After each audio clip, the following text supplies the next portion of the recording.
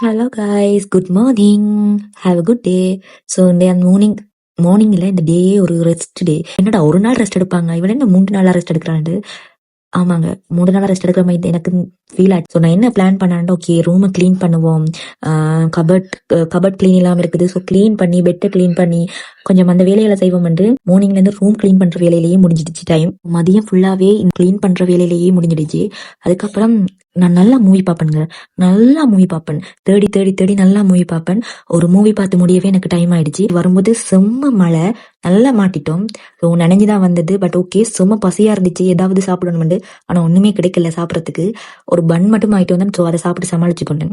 So வந்துட்டு தான் ஜோதிச்சேன், எனக்கு எல்லாமே ஸ்லோ டவுன் ஆன மாதிரிச்சு. ஐ மீன் நான் செய்கிற வேலைகள்லாம் அப்படியே போஸாக நிற்கிது. படிக்கிறது இல்லை, திருப்பி ஒர்க் அவுட் பண்ணுறது இல்லை, எல்லாமே ஸ்டாப் ஆயிருக்கு. ஸோ ரீஸ்டார்ட் பண்ணணும், ரீஷெடியூல் பண்ணணும்ட்டு நான் எல்லாமே எழுதினேன். ஏன்னா இந்த ஷெடியூல் பண்ணி வச்சுட்டேன் அப்படின்னா நான் என்னோட வேலைகள் எனக்கு ஈஸியாக இருக்கும். ஓகே, இந்த டைமில் நான் இதை செஞ்சே ஆகணும்னு என்ன புஷ் பண்ணுவேன். லாங் வீடியோ நான் அப்லோட் பண்ணாமையே வச்சிருக்கேன், எடிட் பண்ணுற பஞ்சில். ஸோ இந்த எடிட் பண்ணி அதையும் ரெடி பண்ணி முடிச்சிட்டேன்னா இந்த வீக்கில் நான் என்னென்ன வீடியோஸ் போடணும்னு நான் அதையும் ஷெடியூல் பண்ணி வச்சுட்டேன்னா எனக்கு ஃப்ரீ ஆயிடுவேன். ஸோ படிக்க ஈஸியாக இருக்குமெண்டு ஸோ டே ஃபுல்லாக இந்த வேலையிலேயே முடிச்சுட்டு மேபி ஒரு ரீஷெடியூல் டே சொல்லலாம். டே சாட்டர்டே, ஸோ பிஸி டே நினைக்கும் போதே தலையெல்லாம் சுத்து. Tata, bye bye.